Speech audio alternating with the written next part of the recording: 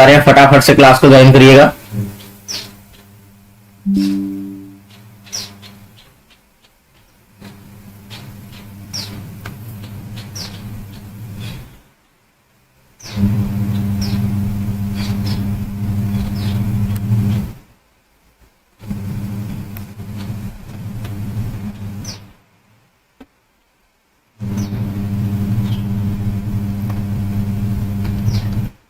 तो आज की क्लास का जो पहला क्वेश्चन है, पढ़िएगा।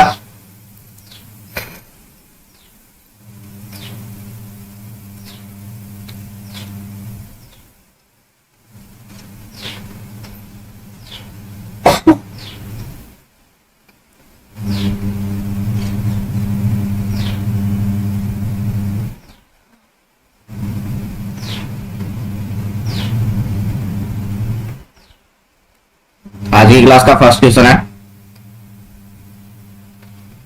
क्वेश्चन है, a clinic nurse is caring for a client with suspected diagnosis of gestational hypertension. एक पेशेंट जेस्टेशनल हाइपरटेंशन को लेके है, प्रेग्नेंट लेडी है और प्रेगनेंसी में क्या शो कर रही है, हाइपरटेंशन शो कर रही है, जिसको हमने बोला gestational hypertension. The nurse assesses the client, nurse ने क्लाइंट को असेस किया, expecting to note which of the following if gestational hypertension is present.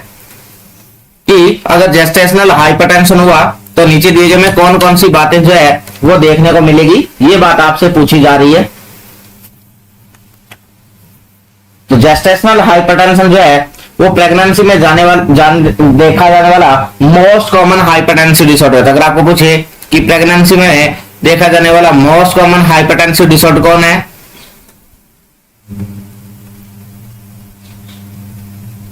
Most common hypertensive disorder in pregnancy, तो वो कौन है, वो है जेस्टेशनल हाइपरटेंशन। क्या क्या सिम्टम होते हैं इसके, तो इसके अंदर क्या देखने मिलेगा, हाइपरटेंशन है तो इसका मतलब हाइपरटेंशन तो होगा इंक्रीज ब्लड प्रेशर,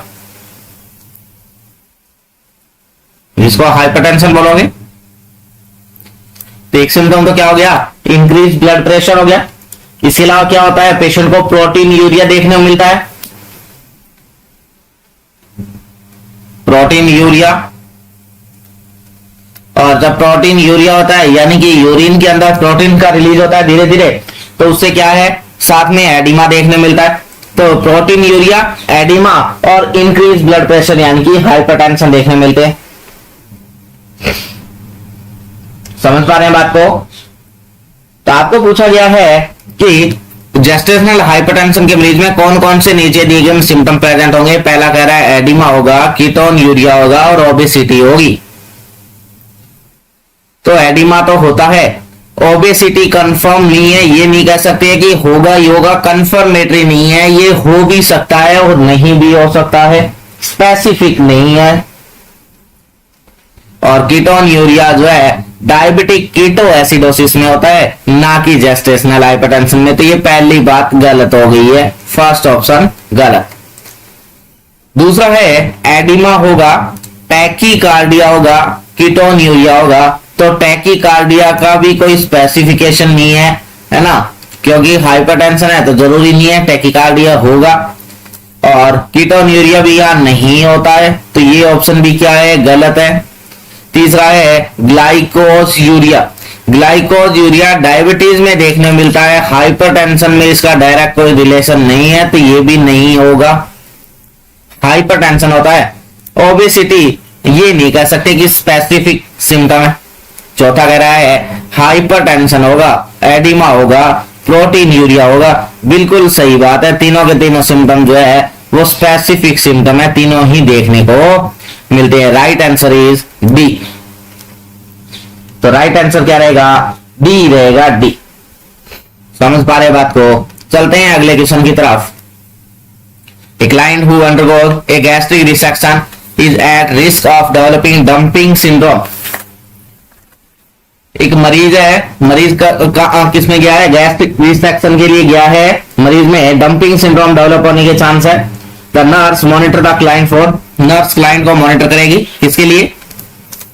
पहला कह रहा है डिजीनेस, दूसरा कह रहा है ब्रेडिकार्डिया, तीसरा कह रहा है कॉन्स्टिपेशन, चौथा कह रहा है एक्सट्रीम थर्स्ट। गैस्ट्रिक यानी कि स्टमक, रिसेक्शन यानी कि कट करके निकाल दिया है। ये क्या है? आपका स्टमक है।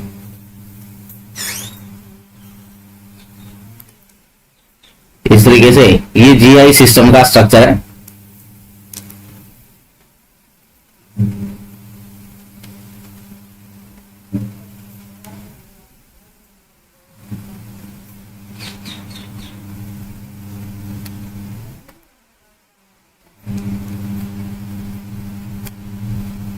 ये आपका जीआई सिस्टम का स्ट्रक्चर आता है।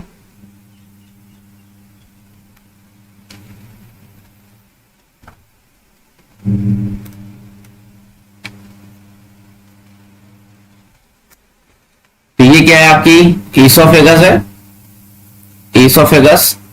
ये क्या है? आपका स्टमक। और यहां से आपकी स्मॉल इंटेस्टाइन शुरू हो जाएगी। ये आपका ड्यूडेनम है। तो हमने क्या किया? इस स्टमक को काट दिया, जो स्टमक है इस स्टमक को क्या किया? कट कर दिया, इसको काट दिया।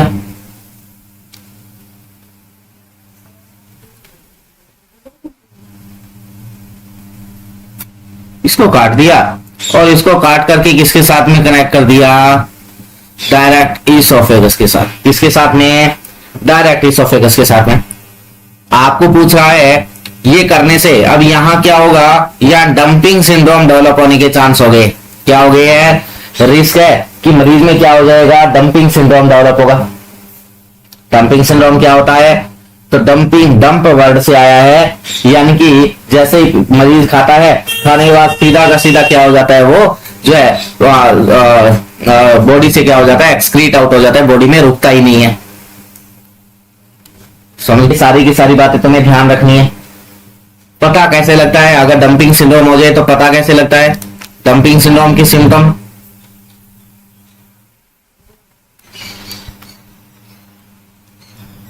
डंपिंग सिंड्रोम के सिम्टम, तो साइन सिम्टम की अगर बात करें तो क्या होता है कि मरीज को खाना खाने के बाद क्या होगा? डिजीनेस होगा। क्या हो रहा है? डिजीनेस हो रहा है। क्या हो रहा है? टैकीकार्डिया हो रहा है। सिनकोप है, सिनकोप है, स्वेटिंग होना है, पैलर है, पाल्पिटेशन है। पाल्पिटेशन यानी कि खुद की हार्टबीट खुद को सुनाई देना। हाइपोटेंशन, पेशेंट की इच्छा होती है लेटने की।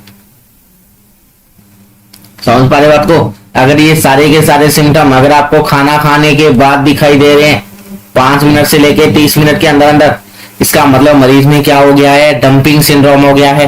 क्या हुआ है? डंपिंग सिंड्रोम हो गया है। समझ पा रहे हैं बात को? ये डंपिंग सिंड्रोम जो होता है, इसको बचाने के लिए हम क्या करते हैं? इसको प्रिवेंट कैसे करें? तो मरीज को इंस्ट्रक्ट करते हैं, eat small and frequent diet. क्या करो? स्मॉल फ्रीक्वेंट डाइट लो। कितना टाइम?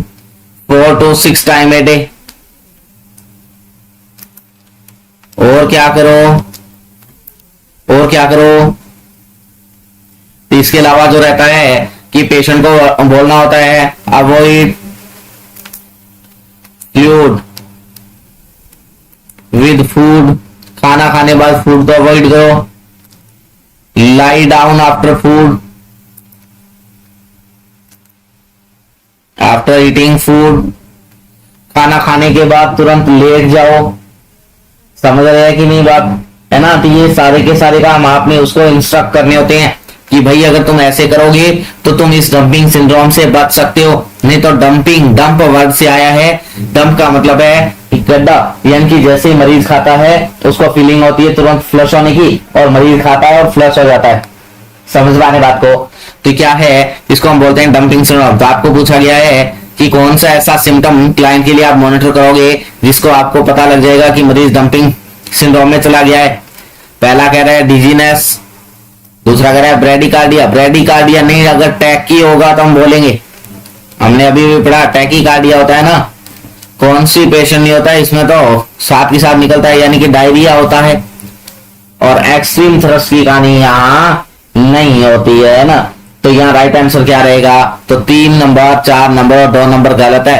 ए डिजीनेस यहाँ राइट आंसर देखने मिलेगा, डिजीनेस, डिजीनेस।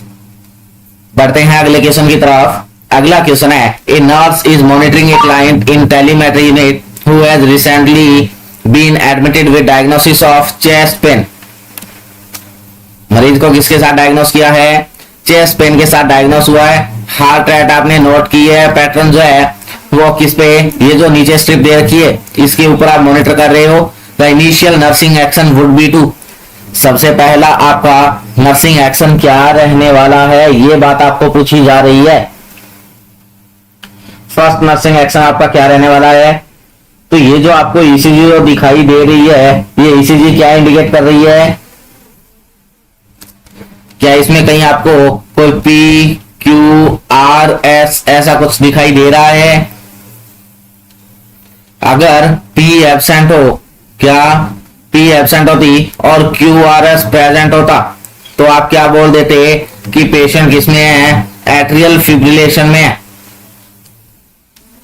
एट्रियल फिब्रिलेशन किसमें है, एट्रियल फिब्रिलेशन में। और यहां तो आपको कुछ भी नहीं दिख रहा है, ना ही तो क्यूआरएस दिख रहा है, ना ही पी दिख रहा है कि नहीं। तो इसका मतलब ये किसमें चला गया है, ये ईसीजी किसको इंडिकेट कर रही है, ये जो ईसीजी है इंडिकेट कर रही है वेंट्रिकुलर फिब्रिलेशन को। किसको, वेंट्रिकुलर फिब्रिलेशन बता रही है ये। और वेंट्रिकुलर फिब्रिलेशन जो होता है वो हम पिछले लेक्चर में भी पढ़ चुके हैं कि क्या होता है, लाइफ थ्रेटनिंग डिसरिथमिया होता है।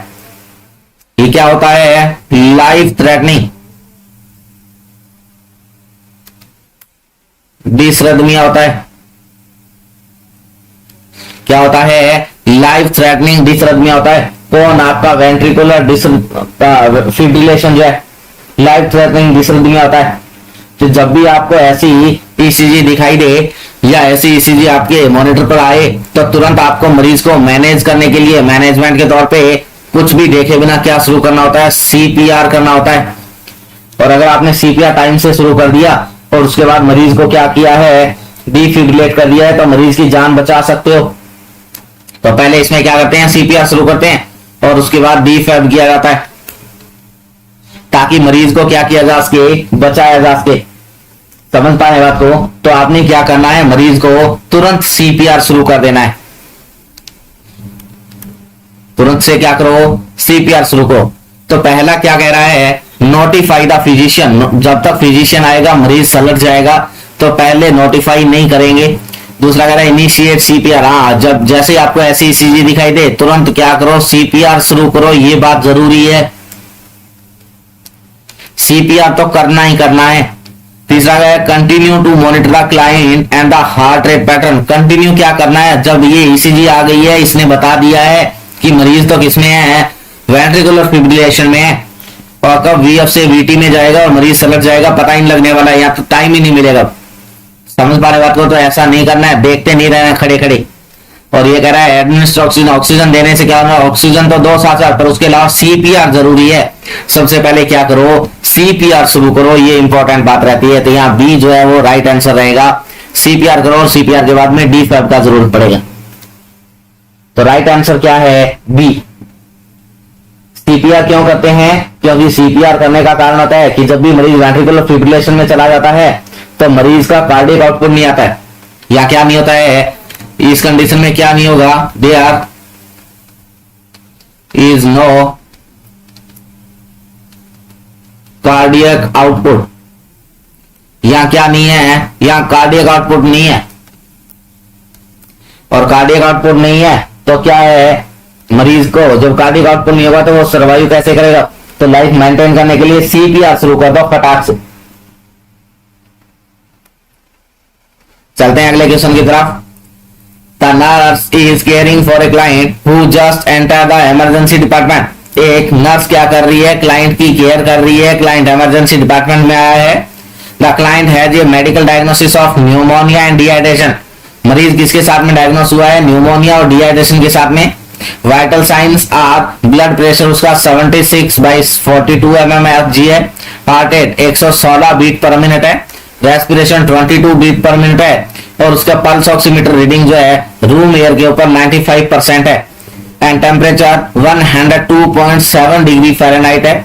The nurse should perform the following prescription in which priority order, कौन कौन से प्रायोरिटी ऑर्डर में जो है नर्स इन नीचे दिए गए बातों को फॉलो करेगी। क्या बताया गया है, मरीज किसके साथ में आया है, न्यूमोनिया के साथ में और डिहाइड्रेशन की हिस्ट्री के साथ में आया है। मरीज के वाइटल साइन की बात करो तो उसका बीपी कितना है, हार्ट रेट कितनी है, पल्स रेट कितनी है, रेस्पिरेटरी रेट कितनी है, SpO2 कितना है। तो मरीज जो है उसका ब्लड प्रेशर है 76/42 mmHg, कितना है 76/42 mmHg।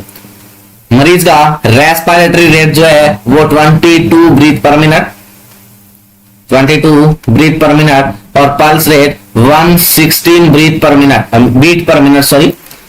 SpO2 रीडिंग जो है वो मरीज का कितना है, SpO2 उसका 95% है, कितना है 95% है, और उसका टेम्परेचर जो है वो कितना है 102.7 डिग्री फ़ारेनहाइट है। ये मरीज की आपके पास में क्या है, रीडिंग है, क्या है मरीज की रीडिंग है। आपको पूछा है कि फर्स्ट क्या करोगे और सबसे लास्ट आपने क्या काम करना है, ऐसा आपसे पूछा जा रहा है, ठीक है। तो जैसे क्या है आपको बता दिया गया है कि मरीज किसके अंदर आया है, डिहाइड्रेशन की हिस्ट्री के साथ आया है। तो सबसे पहले तो क्या है, मरीज किस में जा रहा है, हाइपोटेंशन में जा रहा है ना, ये क्या है हाइपोटेंसिव है, क्या है हाइपोटेंशन है, और साथ में क्या है टैकीकार्डिया है, हाइपोटेंसिव है और क्या है टैकीकार्डिया है। SpO2 कोई कम वाली कहानी नहीं है, और रेस्पिरेटरी रेट थोड़ा सा बढ़ा हुआ है, 20 तक नॉर्मल होता है, तो थोड़ा सा बढ़ा हुआ है, पर जो है इतना अभी वर्षन वाली कहानी नहीं है। तो सबसे पहले तो क्या करो, इस डिहाइड्रेशन को मेंटेन करो ना, क्या करो इस डिहाइड्रेशन को मेंटेन करो ना। तो इसको मेंटेन करने के लिए क्या काम किया जाए, पहला कह रहा है ब्लड एंड स्पूटम कल्चर, दूसरा कह रहा है 1 लीटर ऑफ 0.9 नॉर्मल सेलाइन, तीसरा insert a large bore needle IV catheter, चौथा कह रहा है एडमिनिस्टर एस्टामिनोफेन, और पांचवा कह रहा है सेफाजोलिन IV दे रहा है। तो सबसे पहले तो क्या करो, सबसे पहले तो उसको सुई लगाओ ना, 1 नंबर पे तो क्या करो उसके कैनुला लगाओ, और कैनुला कैसा, तो थोड़ा बड़े साइज का लगाएं ताकि उसको फ्लूइड देने में आसानी हो। तो 1 नंबर पे तो क्या करो, उसको फ्लूइड लगाने के लिए कैनुला की जरूरत है, तो IV लाइन लगाओ। 2 नंबर पे क्या करो, 1 लीटर नॉर्मल सैलाइन लगाओ, क्या करो इसको नॉर्मल सैलाइन लगाओ। उसके बाद क्या है, उसके बाद जब ये आपका डिहाइड्रेशन वाली कहानी अब मैनेज हो रही है, तब साथ साथ क्या करो आप न्यूमोनिया के लिए प्रिकॉशन लो। अब क्या करो आप न्यूमोनिया का पता करने के लिए कि कौन से बैक्टीरिया से है ना, बैक्टीरिया है, फंगल है, वायरल। मोस्टली हमने कहा, जब हमने न्यूमोनिया का चैप्टर पढ़ा, हमने कहा 90% जो है न्यूमोनिया क्या है, बैक्टीरियल होता है। इसका पता लगाने के लिए क्या करो, स्पूटम और ब्लड का कल्चर करवा लो, क्या करवा लो, स्पूटम और ब्लड का कल्चर कर लो। इसके बाद मरीज का टेम्परेचर बढ़ा हुआ आ रहा था, तो टेम्परेचर को लिए क्या करो आप एसिटामिनोफेन दे दो, और उसके बाद क्या कर दो जो है IV जो है एंटीबायोटिक दो। तो इस तरीके से आपने क्या करना है, मरीज को मेंटेन करना है कि नहीं। तो सबसे पहले आपने क्या करना है, जो हार्ट रेट बढ़ी हुई है, इसका BP जो कम हो रहा है, इसका मैनेजमेंट करो, और इसका मैनेजमेंट करने के लिए आपको क्या है, फ्लूइड रिप्लेसमेंट जो है वो प्रायोरिटी पे रहेगा, ताकि डिहाइड्रेशन का मैनेज किया जा सके, ठीक है। चलते हैं अगले क्वेश्चन की तरफ। अगला क्वेश्चन है, ए client with heart failure was experiencing difficulty breathing and increase pulmonary congestion. क्या हुआ, एक क्लाइंट हार्ट फेलियर के साथ में आपके पास में आया है, उसको क्या हो रहा है, डिफिकल्टी हो रही है किसमें, ब्रीदिंग में, और इसके साथ साथ क्या है, उसका पल्मोनरी कंजेशन बढ़ गया। क्या बढ़ा हुआ है, पल्मोनरी कंजेशन जो है वो बढ़ा हुआ है। फिजिशियन प्रिस्क्राइब फुरोसेमाइड, फिजिशियन ने क्या प्रिस्क्राइब किया है, फुरोसेमाइड प्रिस्क्राइब किया है। furosemide यानी कि Lasix कितना 40 mg to be given IV and it was given an hour ago by the nurse और ये नर्स के द्वारा लगभग 1 घंटे पहले दे दिया गया है। which indicates the therapy has been effective कि कौन सी ऐसी बात इंडिकेट करेगी कि थेरेपी इफेक्टिव हो गई है। तो जो आपका फुरोसेमाइड जो है वो फुरोसेमाइड क्या है, फुरोसेमाइड क्या है, तो डायूरेटिक्स है। क्या है फुरोसेमाइड, क्या है डायूरेटिक्स। डायूरेटिक है, इसका मतलब ये क्या करेगी, इंक्रीज यूरिन आउटपुट। क्या करती है ये, यूरिन के आउटपुट को बढ़ा देती है। क्या कर देती है, यूरिन के आउटपुट को बढ़ाती है। तो यूरिन के आउटपुट को बढ़ाती है और आपके पास मरीज किसके लिए आया है, मरीज तो पल्मोनरी एडिमा जैसी कहानी बता रहा है, यानी कि उसको कंजेशन आ रहा है ना, क्रैकल्स आ रही है। सीधी सीधी बात हम बोले तो क्या आ रही है, क्रैकल्स जैसी साउंड आ रही है वहां। तो यानी कि यहां कहीं ना कहीं क्या इंडिकेट कर रहा है कि चेस्ट के अंदर कंजेशन है। इसका मतलब कहीं कि कुछ ना कुछ इनफिल्ट्रेशन है। क्या है, इनफिल्ट्रेशन है। आपको पूछा है कि ये थेरेपी इफेक्टिव है, ये बात कौन बताएगा। पहला कह रहा है कि नाउ क्लियर टू अस्कल्टेशन, कि अभी अस्कल्टेट करना क्लियर हो गया है। दूसरा कह रहा है urine output has increase by 400 ml, urine output 400 ml बढ़ गया है। तीसरा कह रहा है serum potassium has decrease from 4.7 milligram per litre to 4.1 milligram per litre. चौथा कह रहा है blood pressure has decrease from 118/64 to 106/62। तो हमने ये किस पर्पज से दिया था, हमने ना ही तो बीपी कम करने के लिए दिया था, ना ही तो हमने किस लिए दिया, बीपी के लिए, ना ही हमने पोटेशियम को कम करने के लिए, और ना ही हमने ये यूरिन के लिए दिया था कि यूरिन आउटपुट आ जाए। हम किस लिए दे रहे थे, मरीज को चेस्ट कंजेशन था और चेस्ट का अस्कल्टेशन करने पे अब अगर क्लियर आए तो थेरेपी हमारी क्या है, इफेक्टिव है। इस बात के लिए हमने इसको दिया था। समझ पा रहे हैं बात को कि हमारी थेरेपी इफेक्टिव कब मानेंगे, कि हमने किसके लिए दिया था, हमने तो लंग्स के अंदर कंजेशन था उसके लिए दिया था। क्या करना था हमने, तो हमने क्या करना था कि ये जो फुरोसेमाइड देके हम क्या करते, हमने प्रीलोड कम करना था और पल्मोनरी कंजेशन जो था उसको कम करना था, जिससे ब्रीदिंग डिफिकल्टी हो रही थी मरीज को। तो काम तो इसका यूरिन आउटपुट को लाना है, बट हमारा इफेक्टिवनेस कौन बताएगा कि अगर कंजेशन कम हो गया है तो इफेक्टिवनेस का पता लगेगा। समझ पा रहे बात को, समझ पा रहे बात को। तो राइट आंसर है ए जो है वो क्या रहेगा, या राइट आंसर रहेगा। तो हमारा काम क्या था, तो यूज किस लिए दिया हमने, यूज टू डिक्रीज प्रीलोड, कि प्रीलोड क्या हो, कम हो, डिक्रीज पल्मोनरी कंजेशन, प्रीलोड कम करने के लिए, पल्मोनरी कंजेशन को कम करने के लिए, और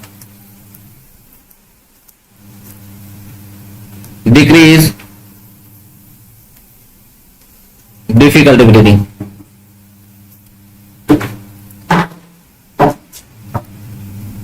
जो ब्रीथिंग डिफिकल्टी हो रही थी उसको कम करने के लिए, इन कामों के लिए हमने क्या किया था, हमने जो है उस पेशेंट को फुरोसेमाइड यानी कि लैसिक्स दिया था। तो राइट आंसर ए है। अगला क्वेश्चन है skin closure with heterograft. Skin closure किसके साथ किया है हमने, हेटेरोग्राफ्ट के साथ में किया है।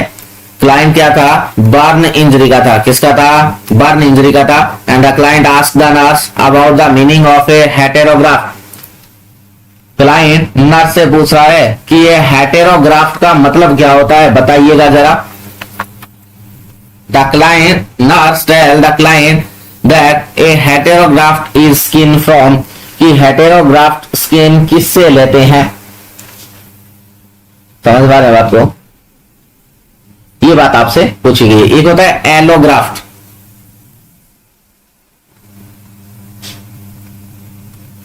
एक होता है ऑटोग्राफ्ट, एलोग्राफ्ट को ही आइसोग्राफ्ट भी बोलते हैं,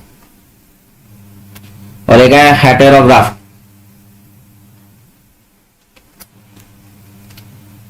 हेटेरोग्राफ्ट को जीनोग्राफ्ट भी बोलते हैं।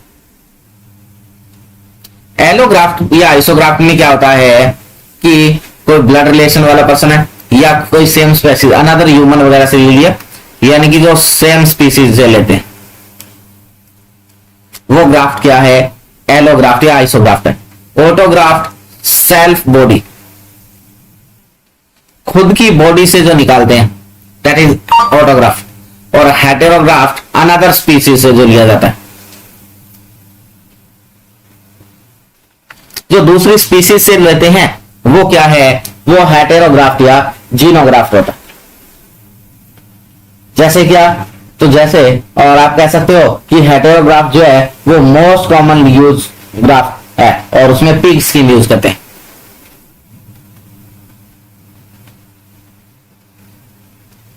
मोस्ट कॉमन यूज, और कौन, तो पिग का स्किन यूज करते हैं। पिग जो शुअर होता है उसकी स्किन को काम में लिया जाता है।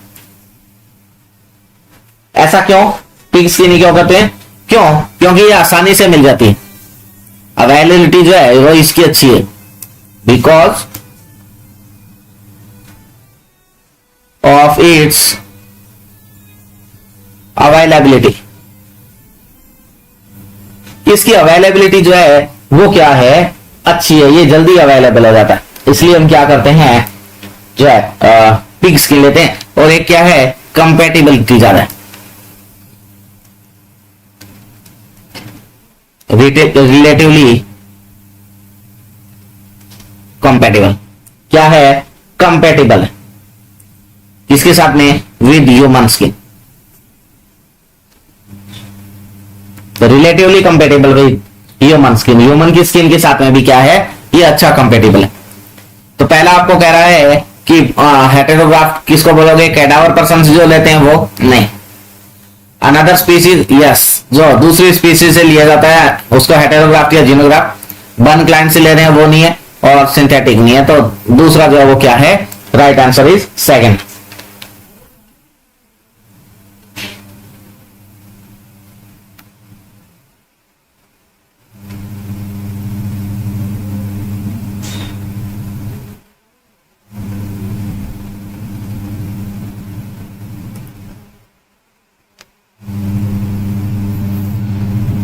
अगला क्वेश्चन है, पढ़िएगा।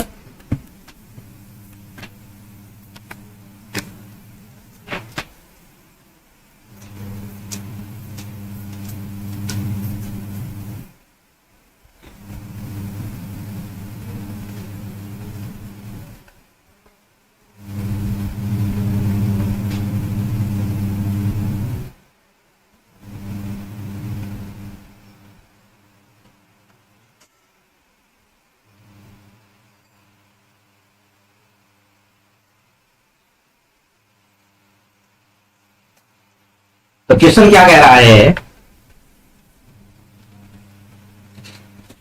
क्वेश्चन कह रहा है कि nurse is caring for a client. Nurse क्या कर रही है, क्लाइंट को केयर कर रही है। क्लाइंट क्या है, एडमिट है, कहां पर, आफ्टर सस्टेनिंग ए हेड इंजरी। हेड इंजरी के बाद में मरीज को क्या हो गया है, हेड इंजरी हो गया है। In which of the following position should the nurse place the client to prevent increase intracranial pressure. कि मरीज को क्या हो गया है, हेड इंजरी हुआ है, और उसके बाद हम क्या कर रहे हैं, सस्पेक्ट कर रहे हैं उसको क्या है, इंट्राक्रेनियल प्रेशर बढ़ने वाला है, उससे बचाने के लिए क्या कर रहे हैं, पोजीशन देना है। ये बात आपसे पूछी गई है, तो कौन सी पोजीशन देंगे ये बात बताइएगा। तो नॉर्मल आईसीपी कितना होता है, normal ICP 5 to 15 mm of xg कितना होता है, 5 to 15 mm ऑफ xg ये नॉर्मल आईसीपी। नॉर्मल आईसीपी कितना है, 5 से 15 mm hg रहता है।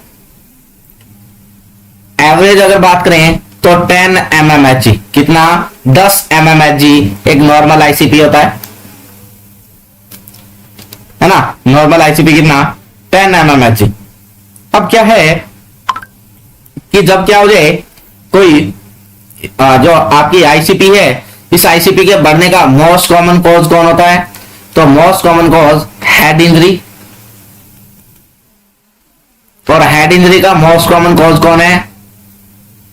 तो आरटीए, रोड ट्रैफिक एक्सीडेंट। समझ पा रहे बात को? तो most common cause is road traffic accident.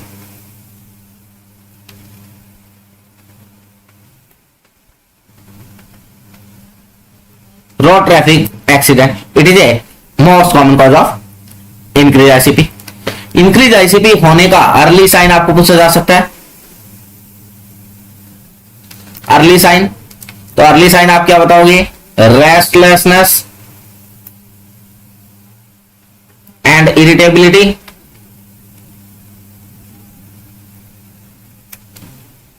Restlessness, irritability, इसके अलावा अल्टर्ड लेवल ऑफ कॉन्शियसनेस, है ना। तो क्या है? अर्ली साइन रहता है। इसके अलावा इसमें क्या है? एक ट्राइड बनता है जो कि लेट साइन में आता है, लेट साइन। और लेट साइन में क्या होता है? एक ट्राइड बनता है, उस ट्राइड का नाम होता है कुशिंग ट्राइड। क्या नाम होता है? Cushing tried. क्या होता है इस कुशिंग ट्राइड में? तो इस कुशिंग ट्राइड में इंक्रीज होता है, इंक्रीज सिस्टोलिक ब्लड प्रेशर। क्या होता है? Systolic blood pressure. इसके अलावा इंक्रीज पल्स प्रेशर, और इसके साथ साथ ब्रेडिकार्डिया। तो क्या हुआ? Increase systolic blood pressure, increase pulse pressure और ब्रेडिकार्डिया। ये क्या रहता है आपका जो है कुशिंग ट्राइड के सिम्टम रहते हैं, तीनों के तीनों। तो आपको पूछिए कुशिंग ट्राइड क्या है? तो कुशिंग ट्राइड जिसमें तीन चीजें होती है, एक होता है इंक्रीज सिस्टोलिक ब्लड प्रेशर, दूसरा है इंक्रीज पल्स प्रेशर, और तीसरा है bradycardia. Early sign of increase ICP, restlessness and irritability, इसके अलावा altered level of consciousness. Position कौन सी देते हैं? पोजीशन, कौन सी पोजीशन दी जाती है इंक्रीज आईसीपी के पेशेंट को? तो इंक्रीज आईसीपी वाला जो पेशेंट होता है उसके अंदर हमें क्या करना होता है? तो एटलीस्ट 30 डिग्री तो एलिवेट करना ही होता है। Elevate head of bed at least 30 degree. क्या कि कम से कम 30 डिग्री तो एलिवेट करना ही होता है ना। वैसे नॉर्मली अगर बात करें तो फाउलर पोजीशन देते हैं। कौन सी पोजीशन दोगे? Fowler position.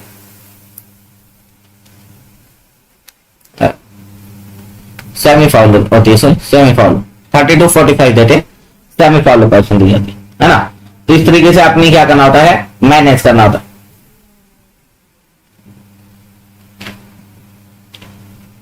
अगर आपके पास ऑप्शन में आ जाए कि early sign of increase ICP और आपको बोले restlessness, irritability, alter level of consciousness, या एक कोई ऑप्शन और लिख दे, तो क्या बोलोगे? तो फिर आपने क्या करना है? तीनों अगर ऑप्शन में हो तो आप बोलोगे अल्टर्ड लेवल ऑफ कॉन्शियसनेस। क्या बताओगे? Altered level of consciousness, it is most sensitive, सबसे ज्यादा सेंसिटिव और अर्लीस्ट है। ये तीनों की बात हो तो अगर अल्टर्ड एलओसी नहीं है तो फिर आप क्या बताओगे? रेस्टलेसनेस और इरिटेबिलिटी। इन दोनों में भी पहले की बात करें तो फिर रेस्टलेसनेस, और 2 नंबर पे आता है इरिटेबिलिटी। समझ पा रहे बात को? इस तरीके से आपने इनमें प्रायोरिटी सेट करनी। क्वेश्चन दूसरा है कि इन लेफ्ट सिम पोजिशन कौन सी पोजिशन देनी है? लेफ्ट सिम पोजिशन दोगे? नहीं। रिवर्स ट्रेंडलैंडबर्ग दोगे? नहीं। तीसरा कह रहा है with the head elevated on A pillow, हो सकता है। चौथा कह रहा है with the head of bed at least 30 degree. तो क्या दोगे? कौन सी पोजीशन दोगे? तो बी हमने अभी अभी लिखा था कि क्या करना होता है? सेमी फाउलर पोजीशन बोलो या at least 30 degree head of bed elevate होना चाहिए। और यही बात ये डी वाला ऑप्शन कह रहा है कि क्या है? एटलीस्ट 30 डिग्री एलिवेट कर दो।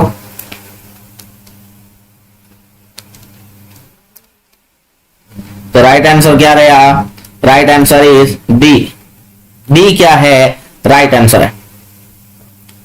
क्लास को लाइक कर दीजिएगा, शेयर कर दीजिएगा। आपके जो भी साथी लोग रहते हैं, जो भी आपके पास नर्सिंग ग्रुप रहते हैं, उनमें शेयर करिएगा ताकि मैक्सिमम लोगों तक रीच कर सकें, है ना। डेली इवनिंग में 9 बजे जो है हमारा एक थ्योरेटिकल पोर्शन का क्लास रहता है, जिसमें हम डेली एक टॉपिक थ्योरी का पढ़ते हैं। और मॉर्निंग में डेली हमारा जो है ये एनक्लेक्स को लेके क्लास रहता है, डेली एनक्लेक्स सीरीज चलती है।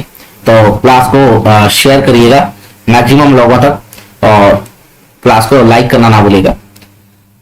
नेक्स्ट क्वेश्चन है, a newborn infant is diagnosed with oesophageal atresia. एक न्यूबॉर्न इन्फेंट डायग्नोस हुआ है किसके साथ में? इसोफेजियल एट्रेसिया के साथ में।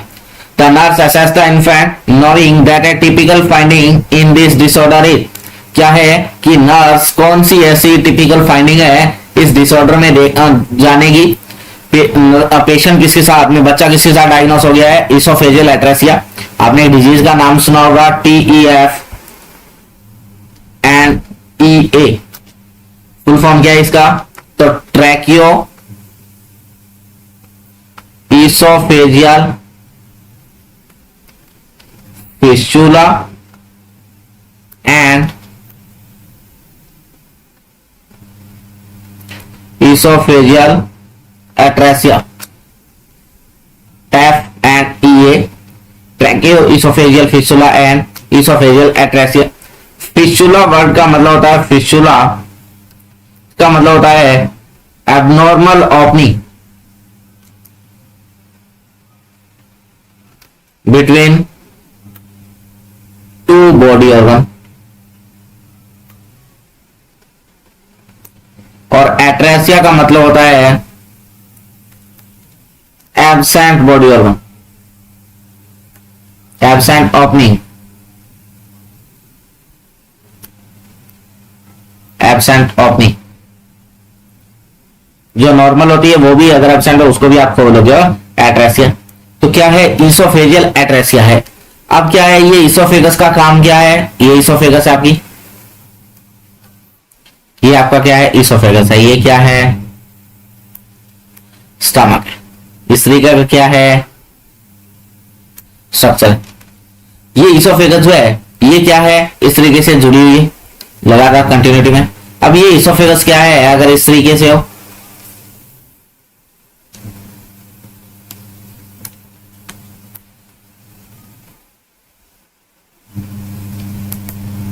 अब क्या है, बच्चा जो भी खाएगा तो क्या वो स्टमक में पहुंचेगा? नहीं। ये कंडीशन क्या है? This is oesophageal atresia. ये क्या है? ये है इसोफेजियल एट्रेसिया। तो क्या होगा? तो बच्चे के जो भी जो है लार प्रोड्यूस होगी, या बच्चा कुछ भी खाएगा पिएगा तो वो या तो क्या है बाहर की तरफ निकलता रहेगा, है ना, या तो क्या होगा बाहर की तरफ, जिसको आप बोल सकते हो ड्रोलिंग, या क्या है, या किसमें चला जाएगा लंग्स में, जिसको हम बोलेंगे एस्पिरेशन। समझ पा रहे बात को? तो आपको पूछ रहा है कि इसोफेजियल एट्रेसिया में नर्स क्या असेस करेगी इन्फेंट के अंदर। पहला ऑप्शन कह रहा है स्लो रिफ्लेक्स, की रिफ्लेक्स लोगे तो रिफ्लेक्स की गानी नहीं है। दूसरा कह रहा है कंटिन्यूअस ड्रोलिंग, हो सकता है। तीसरा कह रहा है डायफ्रैग्मेटिक ब्रीथिंग, डायफ्रैग्मेटिक ब्रीथिंग से हमें इसोफेजियल एट्रेसिया का पता तो नहीं लगेगा, ये भी नहीं है। चौथा कह रहा है passage of large amount of floaty stool, तो ये भी कहानी नहीं है। तो यहाँ राइट आंसर क्या रहने वाला है? बी की कंटिन्यूअस ड्रोलिंग, की लगातार उसके मुंह से क्या होता रहेगा? सलाइवा गिरता रहेगा। इसको आप क्या बोलोगे कि ये कहीं ना कहीं इंडिकेट करता है कि क्या हो सकता है, बच्चा किसके साथ में हो सकता है? इसोफेजियल एट्रेसिया के साथ में हो सकता है। समझ पा रहे बात को? चलते हैं अगले क्वेश्चन की तरफ। और अगला क्वेश्चन क्या कह रहा है? The nurse is determining the need for suctioning in a client with an endotracheal tube. एक नर्स क्या कर रही है? डिटरमाइन कर रही है किसकी? सक्शन की नीड को क्लाइंट के अंदर, जिसके अंदर ईटी ट्यूब लगा हुआ है attach to a mechanical ventilator, और वो किस पे है? वेंटिलेटर पे है। Which observation by the nurse indicate this need. कौन सा ऐसा ऑब्जर्वेशन है जो नर्स के द्वारा इंडिकेट करेगा इस नीड को? पहला कह रहा है क्लियर ब्रीथ साउंड, दूसरा कह रहा है visible mucus bubbling in the ET tube, तीसरा कह रहा है apical pulse rate of 72 beat per minutes, चौथा कह रहा है low peak inspiratory pressure on the ventilator. तो क्या राइट आंसर होगा? तो हम पढ़ चुके हैं ईटी ट्यूब के बारे में सारी की सारी बातें, है कि नहीं? सारी की सारी बातें हमने पढ़ी हुई है। तो क्या है कि सक्शनिंग कब करते हैं हम? सक्शनिंग कब करने की जरूरत होती है? जब ईटी ट्यूब पे ऑपरेशन। तो क्या है कि अगर क्या है अगर आपको वहां मॉइस्चर देखने को मिल रहा है, या आपको क्या है जो रेस्पिरेशन है वो क्या है काफी सिक्रीशन वाला देखने मिल रहा है, वेट रेस्पिरेशन बोलो, या क्या है रेस्टलेसनेस देखने मिल रही है, या आपको क्या है जब आपने लंग्स को ऑस्कल्टेट किया तो आपको रोंकाई फील हो रहा है, रोंकाई ऑन ऑस्कल्टेशन, या क्या है कि आपको जो ट्यूब है उसके अंदर म्यूकस या म्यूकस की बबलिंग विजिबल हो रही है ना, visible mucus.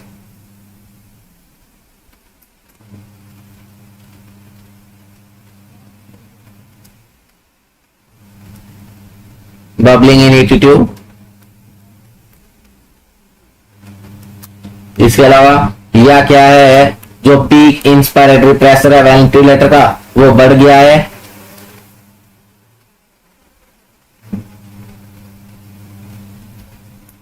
Increase peak inspiratory pressure on ventilator. Ventilator पे पीक इंस्पायरेटरी प्रेशर बढ़ गया है, या क्या है रेस्पिरेटरी रेट या पल्स रेट बढ़ी हुई आ रही है।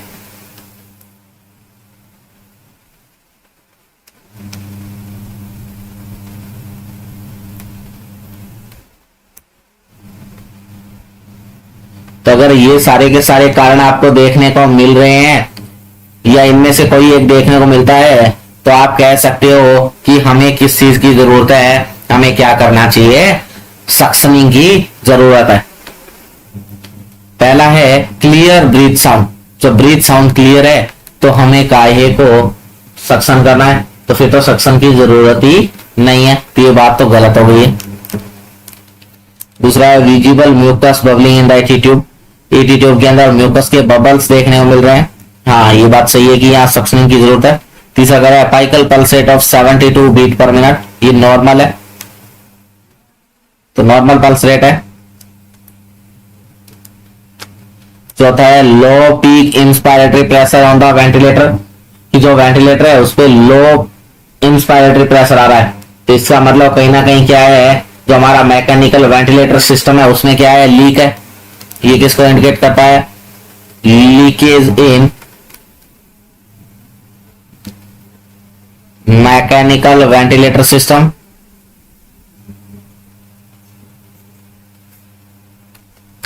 मैकेनिकल वेंटिलेटर सिस्टम में क्या है कहीं ना कहीं लीकेज है, तो ये भी नहीं होगा। अगर बढ़ा हुआ होता तो आप बोल सकते थे कि यहाँ सक्शन की जरूरत है। यहाँ राइट आंसर क्या रहने वाला है? बी जे राइट आंसर बी, बी। तो क्या तो अगर मॉइस्ट देखने को मिल रहा है, वेट रेस्पिरेशन है, रेस्टलेसनेस है, ऑस्कल्टेशन के दौरान रोंकाई है, जो आपकी ईटी ट्यूब है उसके अंदर म्यूकस बबल विजिबल हो रहे हैं, इंस्पायरेटरी प्रेशर जो है वेंटिलेटर पे वो बढ़ गया है, या पल्स रेट या रेस्पिरेटरी रेट बढ़े हुए आ रहे हैं, इन सभी कंडीशन में सक्शन करने का जरूरत रहता है। अगला क्वेश्चन है क्लाइंट इज इंट्यूबेटेड, एक मरीज इंट्यूबेटेड है एंड रिसीविंग मैकेनिकल वेंटिलेशन, और क्या रिसीव कर रहा है? मैकेनिकल वेंटिलेशन ले रहा है। The physician has added 7 centimetre of positive and expiratory pressure, किसमें क्या कर दिया है? 7 सेंटीमीटर जो है वो पीप को क्या कर दिया है? ऐड कर दिया है वेंटिलेटर सेटिंग में। The nurse assess for which of following expected but adverse effect of PEEP, nurse क्या जो है वो ऑब्जर्व करेगी और क्या बताएगी, देखेगी कि क्या पीप के क्या एडवर्स इफेक्ट है, एक्सपेक्ट करेगी। समझ पा रहे बात को? तो क्या है कि पीप कब काम में लेते हैं हम? पीप क्या है? पीप क्या है? मोड है। क्या है? Mode of ventilator. मोड यानी कि वेंटिलेटर का सेटिंग है, सेटिंग का एक पार्ट है। कब काम में लेते हैं ये क्या है? यूज कब करते हैं? तो use to improve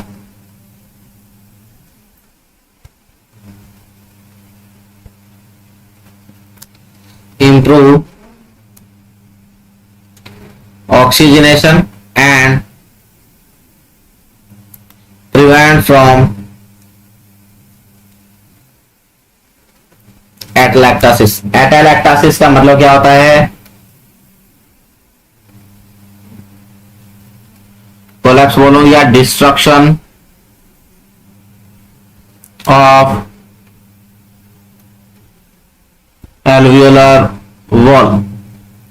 alveolar wall का डिस्ट्रक्शन होना क्या है? एटलैक्टासिस। तो उससे क्या करता है? हमें प्रिवेंट करता है।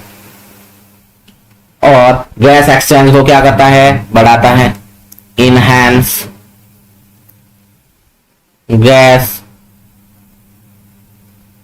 एक्सचेंज क्या करता है? गैस एक्सचेंज को बढ़ाता है। इसके अलावा और क्या करता है? तो ये जो इंट्राथोरेसिक प्रेशर होता है उसको इंक्रीज करता है, और उसको इंक्रीज करके क्या करवाता है? जो है कार्डियक आउटपुट को कम करवाता है। पीप क्या करता है? Increase intrathoracic pressure and decrease